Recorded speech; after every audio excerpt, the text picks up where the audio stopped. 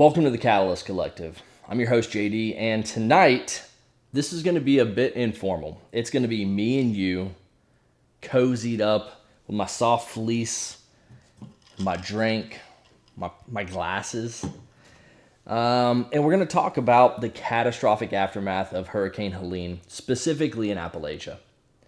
Now, I want to be careful to not take away from this tragedy, but we owe it to ourselves and those affected to review this and learn from it. And that is my intent. Now, I've conducted a ton of research over the past week watching this thing from start until where we are now. And there's a lot of information out there. Understand that if I share something that is less than accurate, it's because there's a lot of information out there. There's a lot of misinformation. So I'm doing my best and I have done my due diligence to ensure what I share is accurate, but just understand the fog of war is present in catastrophes like this. So what I want to do is talk to you about the storm, talk to you about how it compared to Hurricane Camille, which impacted Virginia, God's country. And then I want to share some stories. I want to share my viewpoint of the response, both from the government and civilians. And then we're going to talk about lessons learned. And I really want to emphasize that this is not a political discussion. I want to focus on the power of human resilience that we've seen in Appalachia over the past week, going on 2 weeks now. And it's really important that this isn't a political discussion because I'm sick of the polarizing arguments that are going on in this country. At the end of the day, we are all Americans. The enemy is not a Democrat or a Republican. The enemy in this case was a storm that ravaged people's homes. That's the enemy. The enemy was not being prepared. That's the enemy. Complacency. It's not fellow Americans. So we really need to chill. And I promise, if you travel outside of this country and you see what a real enemy is, then you wouldn't come back and treat your fellow Americans this way. So can we please just stop? I don't understand why we're fighting each other. I don't understand any of this talk about people wanting civil war in this country and I'm not voting for this person and this person's trying to ruin this country. Man, chill, okay? Go talk to your neighbor. You'll realize that actually things are pretty rad, dude. We've got it pretty good, okay? Now, again, the storm is the enemy. It's not each other. It's not the government. It's not FEMA. At the end of the day, this is about autonomy, which means you have the responsibility to take care of yourself because we believe in freedom. We believe in liberty, getting to choose your outcome. So with that being said, whatever I say tonight, it's not a directive. This is just my perspective. And I want you to make the best decision for yourself with the information that I provide. And at the end of the day, it's because you have to live with the consequences, not me. I don't have to live with the consequences of you not being prepared or you being over-prepared. So that should set the scene for where this conversation is going. Hurricane Helene landed on the Gulf Coast on September 26th as a Category 4 and hit North Carolina, Georgia, Tennessee as a Category 2 on September 27th, moving pretty fast. Now, we've seen the damage done. It truly is a 100-year or 100-plus year storm. It really is. There was a storm in, I believe, 1916 that had similar effects. I saw one video of someone showing the marking in downtown. It was 23 feet. They said this is from 1916. Well, and then they showed Helene. It was 27 feet of water in their downtown. So a lot of people are saying this is a 1 in 1,000 year storm. I don't know. There was a similar storm in 1916. That's for sure. Now, There was also a similar storm in 1969. And I remember as a kid, every time I would go fishing with my dad and we'd head north and we'd be on 29. And I don't even know where we fished back then, but I remember we passed through Nelson County and my dad would always say, hey, back in 1969, I remember when I was a kid, this whole area was wiped out. And I didn't really understand what that meant. I really didn't until now.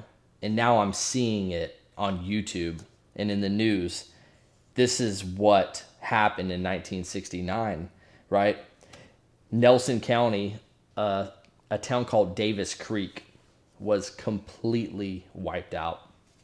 The casualties from Hurricane Camille in 1969 were 259 people killed. Right now, or as of this recording on Thursday, October 10th, I found that there were 227 people killed in Hurricane Helene. So we have some similarities. Now, Hurricane Camille landed in the Gulf Coast as a Category 5, so a stronger storm than Helene. But by the time it made it up to God's country, it had turned into a tropical depression.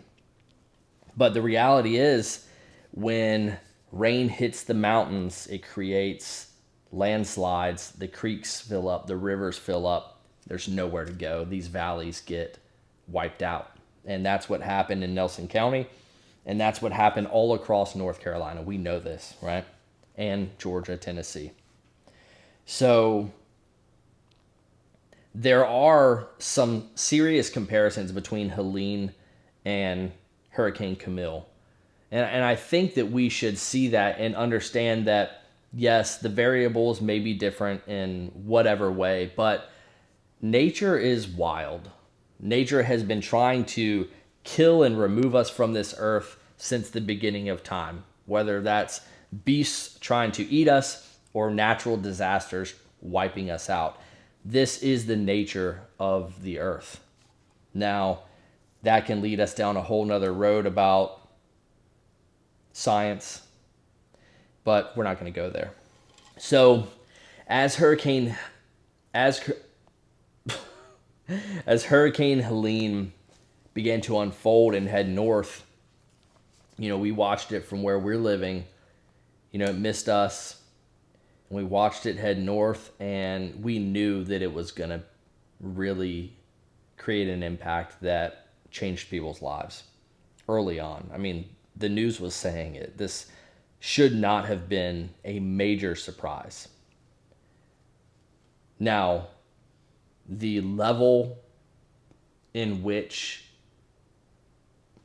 of damage that occurred is just hard to wrap your head around. But we really should not have been surprised by this. Mother Nature reared her ugly head, and she will do it again. And once the rain stopped and the waters went down, we saw the responders, the first responders. And the first responders were family members. And they were looking for their family members who had been washed away, who had been crushed, who had been swept out of each other's arms and never seen again. Family members were the first responders. In fact, I saw a video that said people were using Facebook to ask other people that were in close proximity to some of their family members to try to gain a proof of life. So to try to go out and see, is my mother alive? Is my grandmother alive? Can you do this? And they're doing this through Facebook, right? Can you imagine making a Facebook post, hey, can someone go see if my dad is dead? We saw private citizen pilots, fixed and rotary wing, jump in their platforms and head to go help. We saw every 501c3 that supports this type of effort head out and help. The Cajun Navy was up there, came all the way from Louisiana. We saw HLZs in people's yards. I saw people signaling with mirrors. Hey, this is where I'm at, right? Military technique. Doesn't take much to figure that one out, though. And, to the HLZs, I mean, people are clearing out HLZs for helicopters to land. They're marking them with spray paint and rocks in the shape of SOS. They're waving brightly colored items to get the attention of these helicopters to get some help. I saw one account of an old woman who was stranded for 16 hours. She was swept away from her husband and stranded in a tree for 16 hours. Doesn't sound like a long time, but go spend 16 hours just hanging out in a tree in your backyard tomorrow and let me know how that goes. You're going to come out of that tree feeling like death. Probably sunburnt, but also cold. Dehydrated, hungry, hopefully not injured. And that's an elderly woman, 16 hours on her own. She survived. She was reunited with her family. We've seen accounts of 11-day-old babies being rescued and receiving medical treatment that saved their lives. I saw one account of a family in North Carolina that lost 11 family members. That's generations of that family gone. And the first responders were the community. It starts with your family. Really, it starts with you.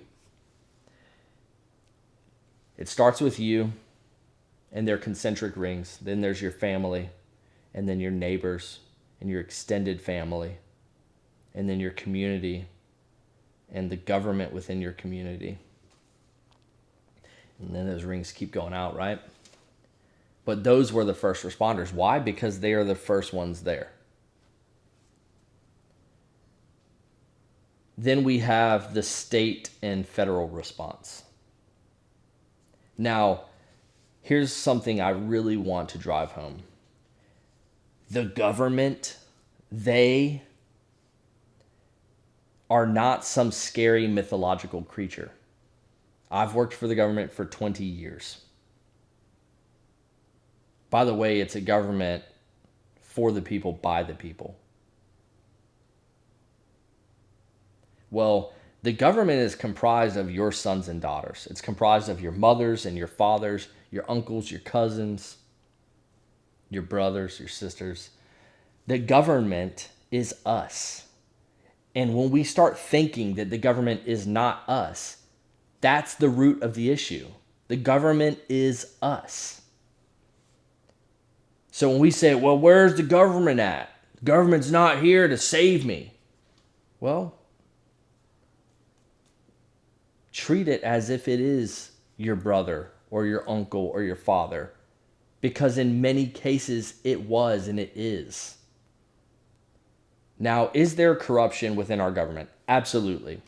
Corruption is everywhere. Your grocery store is corrupt in some capacity. I promise. FEMA, the DOD, produced at this point over 7,000 personnel to support this effort. Was it slow? Absolutely. If you think the government is fast, then I can tell you, after 20 years of working for the government, that it is not fast. But it is full of people who signed up to serve this country. So maybe there's some corruption in there. Maybe the head of FEMA or the head of this organization or that is corrupt and does not want what's best for you. But the majority of those organizations are filled with people just like you. So we have to start viewing it as such. The government is slow. Now, check this out. A lot of people were saying, well, where's the military? Took the military forever to respond. Well, that's because we have code in this country that prevents the use of our military in our country. Our military is not allowed to police or to operate within our country. And in order to do that, or in order to deploy our military anywhere, it requires use of Title 10 authorities. Title 10 allows the federal government to deploy the U.S. military, foreign or domestic.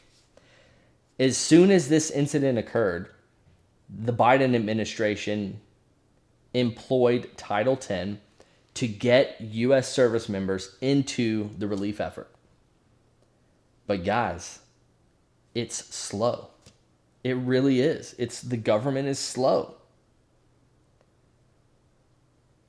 Title 10 is really about the separation of the federal and state military authority, because the governors have complete authority over their guard personnel. They do not have any authority over the federal government, or they have no authority over U.S. Department of Defense personnel. So that requires the president and Congress. The scale of this disaster really pressed the government's limits. This is a 100-year event. And the last time this happened, our DOD looked very different than it does now. So understand that me saying that the government is slow is simply a fact. It's just a fact. And I want you to know that now. It's not necessarily a critique. It's a critique in the sense that it shouldn't be so slow. We should not have so much bureaucracy that prevents us from moving faster, right? We had soldiers from Fort Liberty 3 hours away, and it took, I think when I counted, it took almost 6 days for them to move 3 hours west. But again, guys, it comes down to these authorities. We cannot allow our military to operate in this country, right? These types of things protect us. But pros and cons, right? So the big takeaway here is the government will come help. FEMA will come help. But their response is probably going to be too far into the incident to provide you that life-saving intervention that you need in that critical moment. So it brings me to this point. It's essential to be ready and resilient, both on a personal level and on a community level. You yourself have to be capable, and your community has to be capable, because we see what just happened. Now, the big point there is that we should not solely rely on the government. Again, that doesn't mean the government's bad. They're just slow. The government will come. They just won't come fast enough. So what do we have to do? We have to focus on developing skills, not stockpiles. So I really want to make sure that people understand that our organization, Counterculture Solutions, is not a prepper organization. I'm not going to tell you to go buy 1,000 cans of baked beans and put them in your basement, and go get a plate carrier, helmet, a suppressor, and some nods so you can fight the government one day. I'm going to take you back to the beginning of this podcast where I said that that's not the enemy. Counterculture Solutions is about helping you thrive every day. That could be mindset, communication, purpose, leadership, or survive your worst day. Maybe that's a violent encounter in the Walmart parking lot. Maybe that's Hurricane Helene.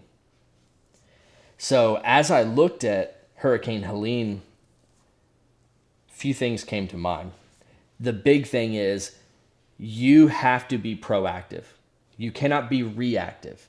Many of these things require prior measures or measures prior to the event.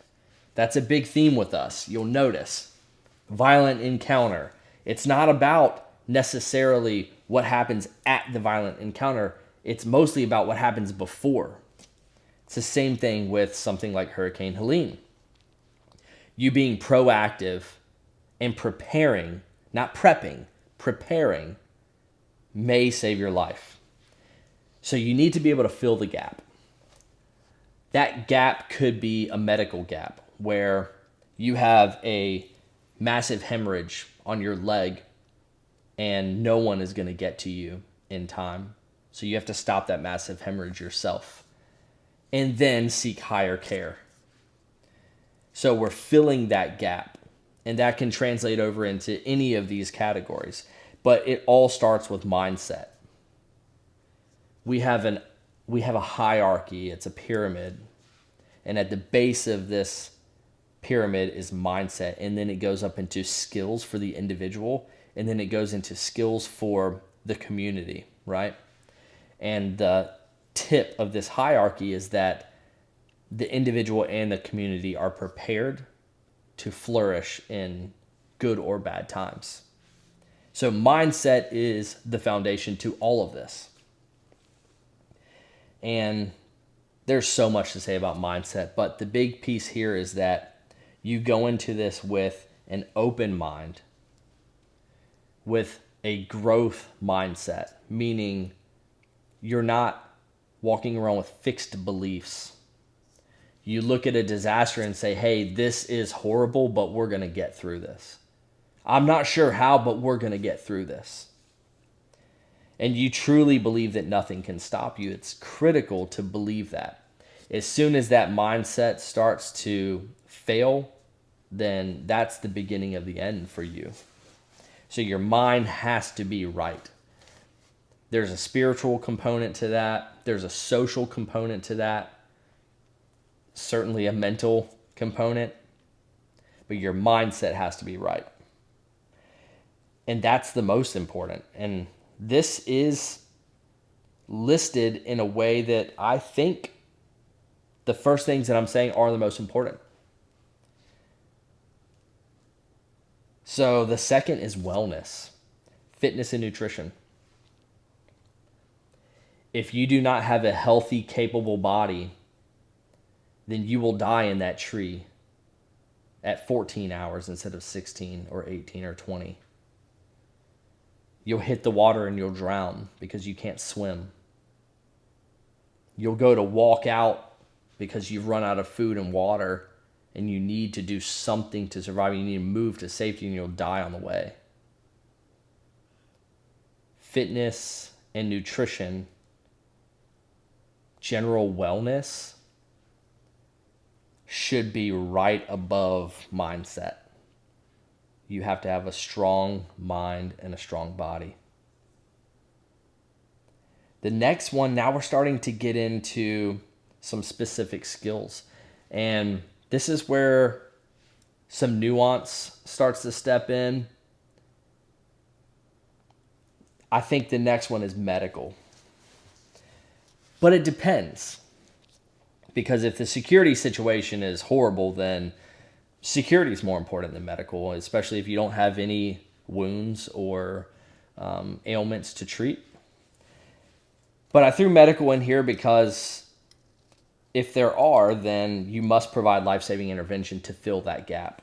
So small things with medical. One, having medicine and having it available. If you're on a medicine for diabetes or if you're insulin resistant, I mean, you're going to die pretty fast if you don't have your meds. You're going to die real fast. And it's going to be a pretty horrible death. If you don't know how to stop a bleed, if you don't know how to secure an airway, then there's simply no way around that. So basic medical skills will go a long way. On the survival side, water, shelter, fire. Your house gets blown over.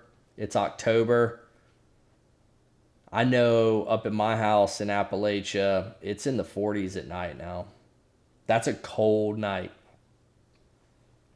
If you have not moved out on foot and found some help, you're going to hunker down.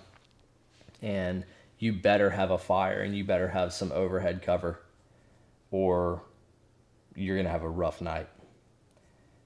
Especially if you're dehydrated and depleted, it's going to be a rough night. If you don't know how to find, purify, filter water, you're going to die fast. On the security side, I mean, I recommend a firearm, whether that's a big cat or a bear or someone that wants to take your food and water.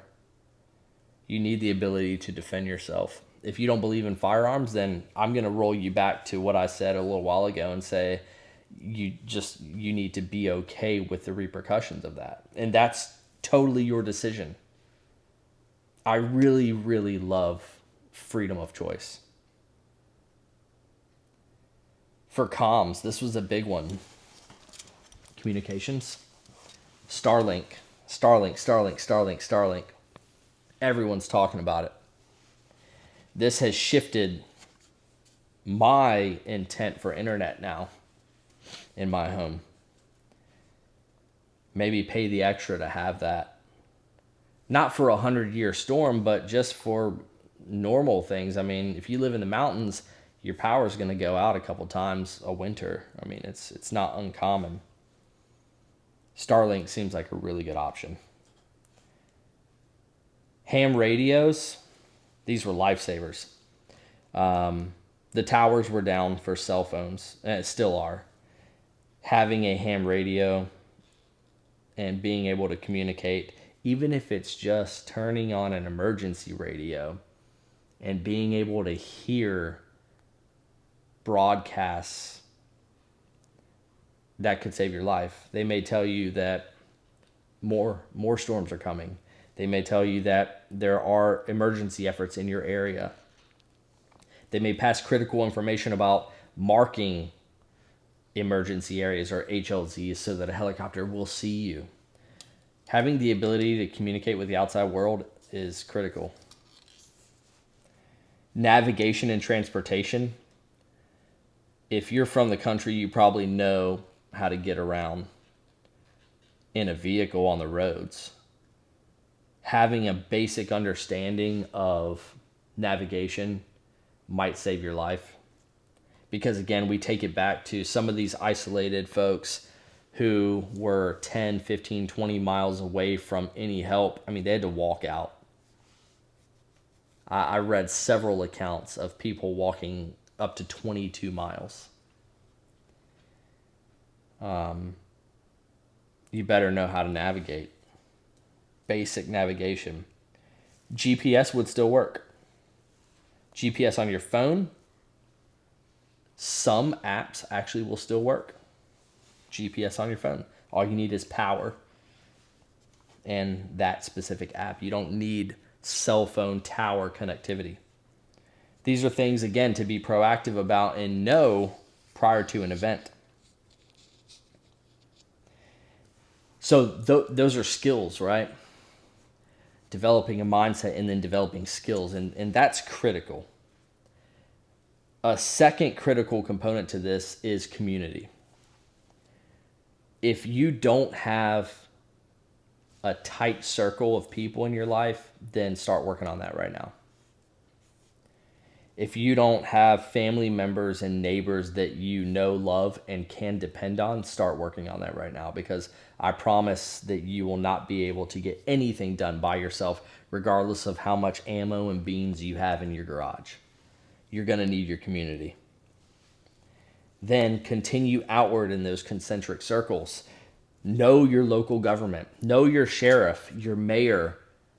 Hell, know the names of the people at your fire department, your local law enforcement agency. Know these people. Why not? They're already around you. You see them at the grocery store and you just walk past them. Say hi, get to know them, go to dinner. You see them at the gym, talk to them. Build a relationship with these people. If you can expand it even beyond that and actually train with them in some capacity, like we're doing, or like what we aim to do with our local law enforcement, that's even better, right?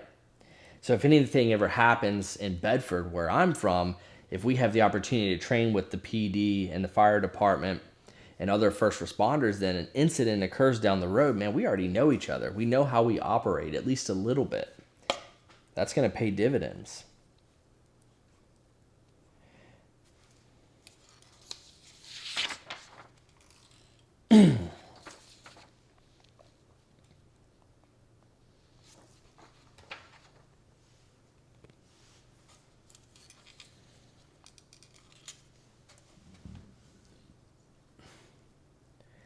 Okay, so the key takeaways here are the enemy is the storm. The enemy is not being ready. It's not your neighbor. It's not the government. And we just need to shut that discussion down whenever we hear it. Don't reciprocate or spread this hate. It's what it is. It's hate. Don't be part of that. Spread a good message. Share the good things. Be your own savior. Be capable as a man or a woman of doing things that will not only take care of you, but take care of others. Don't be a liability. And there's no middle ground. You are either a liability or an asset. That's it. There is no middle ground.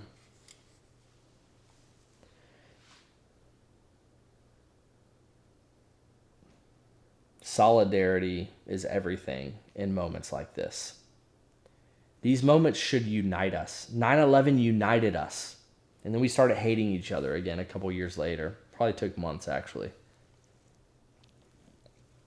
Events like this should provide us an opportunity to rally together. Focus on building those relationships. Nourish the relationships within your family, law enforcement, first responders, local government.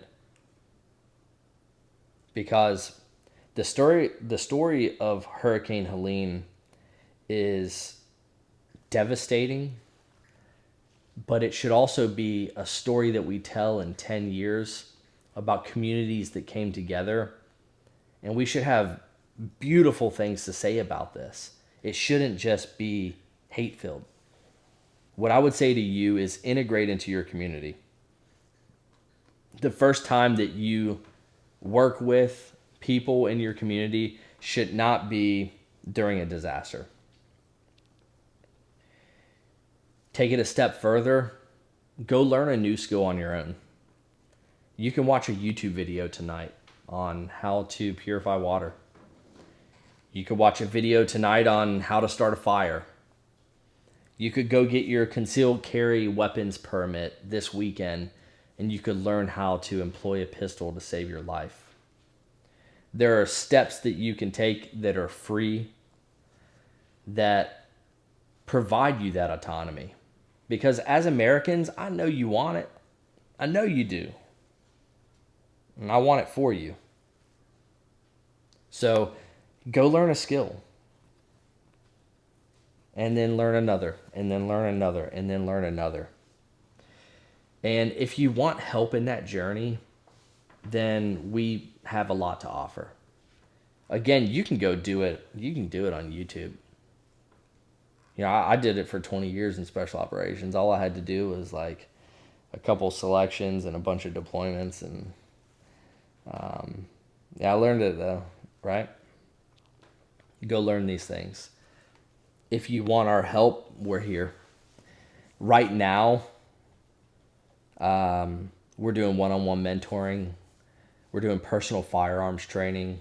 We have an ebook. It's mindset, right? That's where we're starting. We're starting with mindset. It's the most important. We're going to roll out some online courses here soon. And in February, we're going to have in-person courses up in Virginia. And those courses are going to range from violent encounter survival to basic casualty. We're going to have a mindset course, a leadership course. We're trying to teach you everything we know. That's the goal. But again, you don't need us, but we are here. So if you're trying to find us, we are at Counterculture Solutions on Instagram and Facebook. The Catalyst Collective is also on Instagram and Facebook at Rewrite the Norm. We're at counterculturesolutions.com. If you want to see us in person, we're at Sharp Top CrossFit in Bedford. or once a year we run the hero games. So a lot of places to find us. Hey, I hope that this has been informative to you. I hope that you can take this information and understand that it's serious, but there's so much light. Life is so good, dude. Life is so good. And the cool thing about being prepared for these things is it's fun. Learn how to use a chainsaw, chainsaw a tree down. Bring some wood into your house, throw it in the fireplace, and warm the house. Like, these are translatable skills. I think I heard one story, or I heard one person saying the most valuable asset in North Carolina was a redneck with a chainsaw. Go learn how to use a chainsaw. Get a big ass truck with some big ass tires. Be able to rip through the mud and the water. Be an asset. This should be fun. Life should be fun. There's so much fun to be had learning these skills. And I'll tell you this, there's nothing like knowing how prepared you are for anything that comes your way and knowing that you're going to make it through it. There's nothing that touches that feeling, especially if you're a father. And to be able to look at your kids and your kids look back at you with that sparkle in their eye because they know that you've got it. That's a serious feeling. I know, because I looked at my dad like that. So, be prepared. Take care of yourself. If you want our help, we're here. And I appreciate your time.